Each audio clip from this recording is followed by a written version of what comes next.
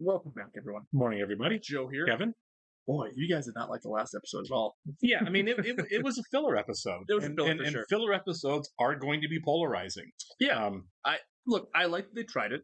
I Sure. thought it was interesting. Is it as good as other filler episodes we've gotten on the show? Maybe not. Maybe it's not No. the strongest episode. I don't think so. But And you're completely right for thinking that too. You know what I mean? Like it's all subjective, and I think Yeah. like the fact that they're trying new things is interesting to me. You know, right. I think I was thinking about it all week. There are three reasons to try to pull off a filler episode. One is you don't have money because you spend a lot of money on different episodes. Sure. Bottle episodes work the same way. I Yep. feel like that's the one that category this one fell into. Yep. The episode before was a great episode. You had Glenn Close, you had William Fichtner. You spent some money on that. Maybe the next episode is we need to go cheap, so you do this documentary thing. and that's a good way to save money. And too. it's a really cheap way to do an episode, For sure. but it's filler. And I can understand why that might make people mad. Second reason, you're trying to do something artistic and interesting that you just want to do. The Fly episode that Ryan Johnson did on Breaking Bad is an example of that, right? For sure. Um, It's a very polarizing episode. Ted Lasso had the Christmas episode and the Beard episode. Same thing, right? Yep. Just a break from the story. And then the third reason is you're screwing with the audience, and you're like, "There's a cliffhanger. We'll take a week and focus on something else so we can draw it out." I don't recommend doing that. No. The Walking Dead killed their audience doing that because they did it all the time. It's a good way to just slap your audience. It's a way to make your audience mad. I don't think that's intentionally. the case here. No, I don't either. I like I said, I think this was a budgetary one. Any of those three can have episodes that work, and any of those three can have episodes that don't work. Sure. I get the real problem. I feel like is if you're watching this on TV week to week, It's frustrating. and all of a sudden you're on to watch the show and to see where the stories you've been watching are going, and then a filler episode happens. So basically, you're getting 2 weeks away from your story. You lose be momentum upset that way. I absolutely. That's why I stopped watching The Walking Dead. Yeah. It'd be like, oh great, so this cliffhanger they did. Now I've got to wait X amount of time Tell me what happened. before they actually resolve the conflict that they've set up. Yeah. And it was just like clearly they're just screwing with the audience at that point. Like, ha ha ha, we'll show them. It's just And dragging it out, it just dragging it out. you drag. It's like reality TV that's like, we'll tell you who gets the rose after the next 4 commercial breaks. You know. Yeah. It's I get the frustration with it. Also on a rewatch, that is an episode I will 100% skip. I'm with you. Like, I'm glad I won't watch watched that it. again. Glad Yeah. I watched it the first time. I don't find it that rewatchable.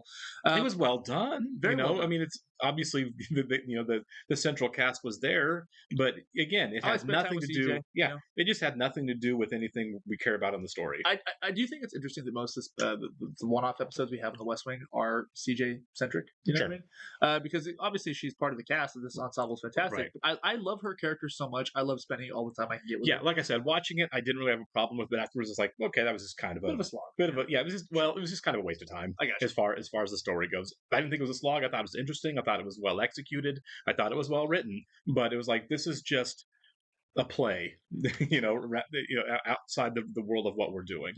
Yeah. So I can see people take it or leave it. Yeah. As far as the main storyline goes, do you think that we're going to see Glenn Close or William Fichtner in this episode, or do you think they're going to save them for later on in the show? I would not be surprised if we never see him again. Yeah. I mean, that's an expensive get. Like I said, they probably Glenn Close in the 90s or early 2000s would She's not. still working, yeah. Right. Even to this day, she's Well, still in a lot of she was a projects. major star at this point, and Yeah. she's still getting nominated for Oscars. Yeah. I don't Not winning, but I don't know that we'll ever see Glenn Close again on the show. Either one of them, really. I mean, I was kind of surprised they brought John Goodman back. Right. So you never know. You might. If they do, it's going to be a one-off. They're absolutely not going to be recurring characters. Right. It has been an expensive season. We've got a lot of people on the show. Right. this season, Absolutely. Yeah. All right. We should go ahead and jump into it now. As again, we're getting towards the end of the season. Yep. I expect whatever our big final story is to end season 5 because they have something every season. They do. Right. We build to something at the end to end every season. I expect that now that we're in the last 2, 3, 4 episodes, we're going to start that now. Whatever the process is, I agree. we're gonna get back into the story. I do want to thank all of our Patreon subscribers for being here with us, and give a special shout out to Actuarial Lurker, Balazs Voldez, Chris, Derek Peterson, Jeff, Christy Goverston, NJ, Richard Wilkinson, Sudagunda Varapu, Torgir Lingstad, Weird Magic, and WeirPanda47. Appreciate you guys. Thanks for being here. Yes. And if you're watching us on YouTube for the first time, welcome to our channel. If you mind hitting the like button for us, please leave us a comment down below and hit that subscribe button so you can stay up to date on the new content we've coming your way. If you would like to see a full-length reaction to this and everything else we've watched or you're watching, please check out the link in the description below of our Patreon page. On every show, including The West Wing, we're at least 4 episodes ahead on Patreon and we're on YouTube. So if you get done watching the YouTube edits and want to continue, you can do it on our Patreon page, but you're going to have to sync and watch along on your own source material. You will only see us for copyright purposes. When you're flying to Brussels in 9 hours, the place is surrounded by tractors. Every pair of overalls in Europe has come out to protest your trade agreement. Isn't that what Free trade creates jobs. It creates better, higher paying jobs. We still have to pass this through Congress. That's true. And tariffs destroy it. Yeah. India has all kinds of problems with this trade deal. Why would they? USTR says India's in. You did a great job wrapping this up. I'd send a little something over to your office. Something's going to fall apart here, isn't it? Yeah. Due respect, sir, your answers on economic issues could be a bit Polysyllabic? Academic. I was going to go with incomprehensible. Anybody have any crayons so I can color in my PhD? Right, yeah. One, yeah. His Nobel Prize. The union thinks JCN is moving 17,000 computer programming jobs to India, and that's why India signed on. It's because of the deal I just negotiated. 17,000 people about to get laid off. Bad day to be Josh. It's a game of whack-a-mole, though, when you do trade deals. Some things are going to get propped up, some things are going to get torn down. Sure. It is a... It is what You, it you is. never know. They're complicated. They're just really For complicated. sure. Those are new economy jobs. Yeah. Not like putting beads on an abacus. Which I'm going to say is a lot harder than it sounds. The FCC reached a compromise with Congress on media consolidation. Happened about an hour ago. Oh, that plan to let corporations buy up more and more local TV stations? Yeah, which we've let them do. Yep. Instead of letting one company own stations reaching 45% of all the viewers, the FCC's agreed they can only reach 39.37%. Today's my last day at the White House. Aww. What? I was hoping you'd give a toast at my going away party. Why are you so mean to him? Yeah, Ryan's the best. Kate's our new NSC deputy. I'm bringing her in to see the president. Very nice to meet you. The CWA says you're shipping 17,000 computer programming jobs there. That's proprietary information. It's economics. It's politics, and you know it. Now I got a union problem. When they go nuts, I got a congressional problem. more like 3.3 million jobs over the next 10 years. Industry-wide, of course. That sucks. Yeah. That guy was really smarmy. How come no one can explain this number? Well, you're talking about deregulation. You want to crack that code? Follow the money. Pull the FCC media ownership records from last year, will you? See, this is how I like CJ. Brilliant. Yeah. Brilliant in wading through it. Why do you think they're rolling it back? And why, you might ask, to 39.37%? Mert Media illegally purchased 9 local TV stations, which brings them up to the magic number of 39.37%. There it is. Yeah. Sinclair Media is who they're going after here. Are you sure you want me on a congressional delegation to the Middle East? It'll only lend it legitimacy. President wants you to go? Just meet with him on this. Of course I'll meet with my president. We'll get you in this afternoon. Love R.I.P., huh? Yeah, that's really sad. They're serious about the 17,000 jobs? They say it's going to be 3.3 million over 10 years. The tech lobby screwed me on this. The president's right, or Trumpeter, or whoever. Sometimes you destroy to create. That's dark. Well, I mean, Josh is feeling bad because 17,000 people are about to lose their jobs For over sure. his deal. We can't even interrogate bloodless murders if we don't put the right crease in their linen napkins. It's one way of looking at it, sir. You've got another way. I guess what I would say is that France has a body of law and a constitution, and it's wrong to trample on either. The FCC looked at how many stations were already owned by the 6 or 7 biggest companies and used that as the number, so nobody'd have to sell anything. I am not a media critic. No one in the media is. That's the problem.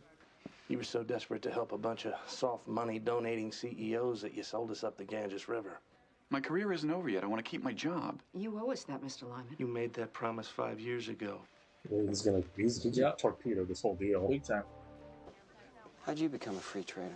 America has a quarter of the world's wealth and only 2% of the customers. You have to sell to others. The vice president is going to distance himself from this trade deal. 260 tractors right next to the site of the ceremony. It's like the hayseed Olympics out there. Maybe if we plant a row of corn. Stop marking the farmers. They're just trying to Yeah. scratch out a living. Yeah. Big time. Yeah. Very important. Where are you going? To meet Congressman McKenna. That's funny, actually. No, it isn't funny. It's just me and McKenna. I'm his new legislative director. Oh, wow. Hi. If you taught me anything, it's that my view doesn't matter anyway. Take your boss's position, lock, stock, and soundbite, and you get what you came for. That's what you taught him. This is a bailout for Mert Media and all the big... Presidents against excessive media ownership. Local news is getting trampled. You think corporate media is going to take on corporate polluter? Mr. Speaker, I guess you've seen the story about the job losses. I have. I can get you 200, maybe 210 Republican votes. My members What's love the it. catch You did a here? fantastic job. That's a quick. So, well, he just put together a plan that works really well for Republicans. And that's why he's feeling gross. That's why he said that. Can I get you to run for Congress as a Republican? You sent me to that room knowing it might cost the CWA jobs. I sent you into that room to close a deal. No one put you in charge of economic policy. We run a country. We deal in abstractions. That's easy for you to say. You're not the one who just screwed 3.3 million people. Neither are you. It's just so bad for Josh right now. It's a lot on the conscience. It's going to pass, and Josh is going to feel like crap for it. Yeah. It's always Josh's conscience, you know? Yeah. I'll go. You know, I'll do whatever you want, Mr. President, but I think we should be more engaged over there, not less. Thank you. Where's our allegiance? To our own people or to third world plutocracies? There are children in those plutocracies, building a wall around the country so we can keep those jobs a bit longer and never create any new ones. Who gave us the notion presidents can move the economy like a play toy? Start preparing a statement. Saying what? Retracting everything I'm about to say to the room. Oh, he's about to do a CJ thing, isn't she? The White House briefing room will now offer just one seat per corporate owner. Why are you doing this? Because if America's choices are going to be restricted, so are yours, and everyone's going to know it. You got me a seat on the... No, I even had to get mine to McKenna. I'm going on the press plane.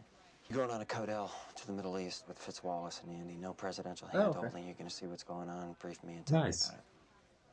That's even bigger. Yeah, it is. Just making a promise I couldn't keep in the first place. Tell them that. For sure. They've earned that. Yeah. I'm sure that's a conversation. We lost about 39.37% of the seats in the briefing room. Our own press guidance said it was a victory for the little guy when it was an amnesty for monopolists. And when do we stop rewarding it? Yes, CJ. Send me that bill. I'd like to pay for the carpentry myself. I work as hard as anybody. And this isn't the first time I've lost my job. This sucks. This does suck. Am I going to be working at a video rental counter next to some high school dropout? Got bad news for you on that one, too. There are no video rental counters that poor anymore. schmuck, yeah. We can't save your jobs. We are going to create more in the long run, but we are going to do more to prepare you. Is that a promise? No. Yeah. You can't promise. No, we can't.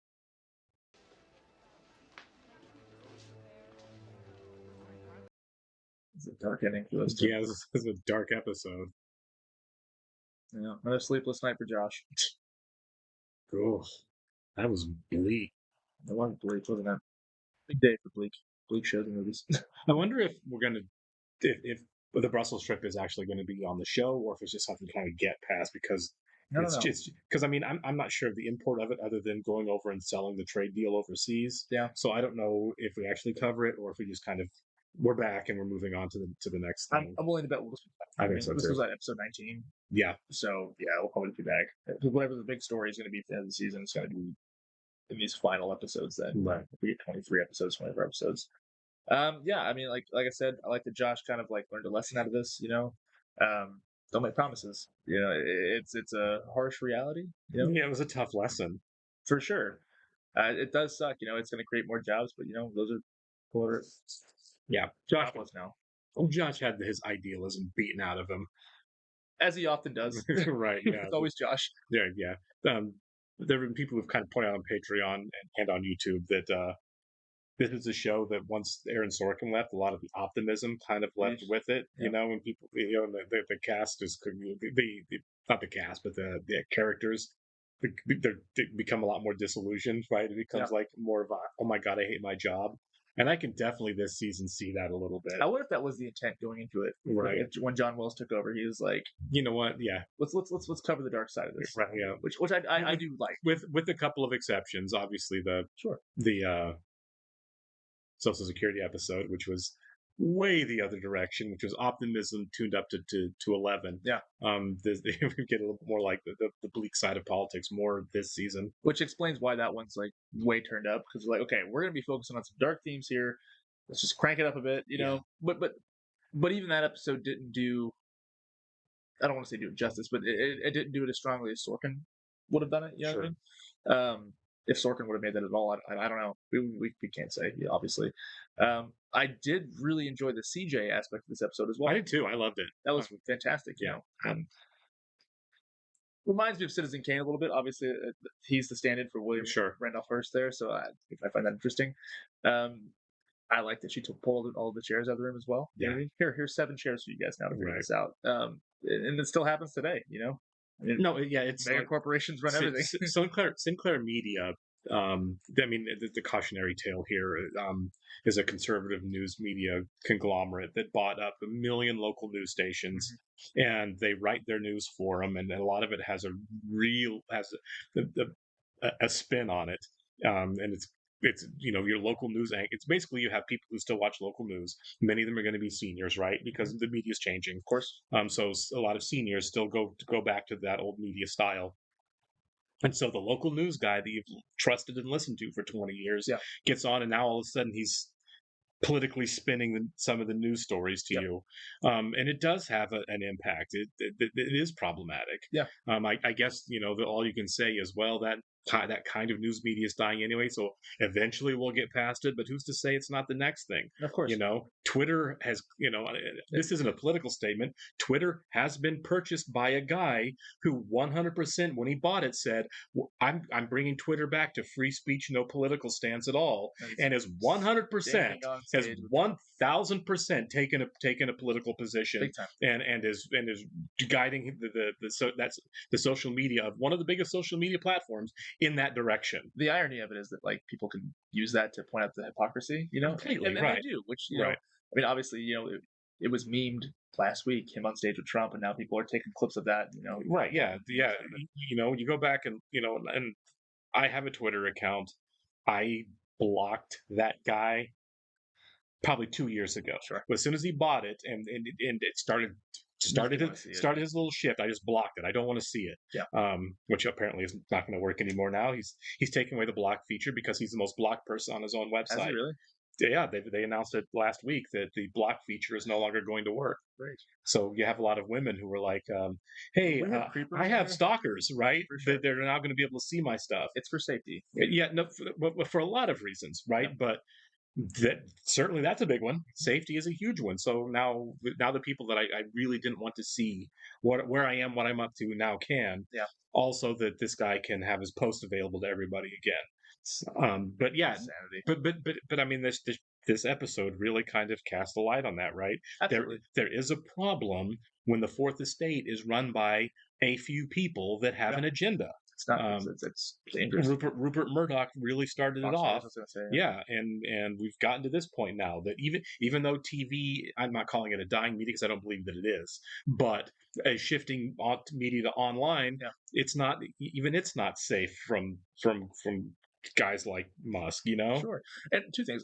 I would love to see a contemporary West Wing where like you have social media as a news outlet. You know, I think that aspect of things should be discussed in a show of some sorts. I'm not sure if they cover that in the newsroom at all. Right. Because we're going to do that eventually. I'm sure they do. I mean, yeah, it's all about news. Right. Yeah, exactly. And also out of curiosity, I don't really know who owns some of the major news, like who owns CNN, because we know Fox News, obviously. I don't know. I don't know. I'm sure shareholders, obviously. obviously. I was going to say some of them are publicly traded, but as far as controlling interests go, I mean, obviously Fox News is run by Rupert Murdoch. Yeah. There's a million cable channels, so you don't really know. Like, I don't know who runs There's just so OANN many, or Newsmax or any of that stuff, or CNBC. I don't know who owns all that stuff. Sure. Ted Turner used to own CNN, but who knows at this point? I'm sure people do. I do not. It's a rabbit hole advocate. Me neither.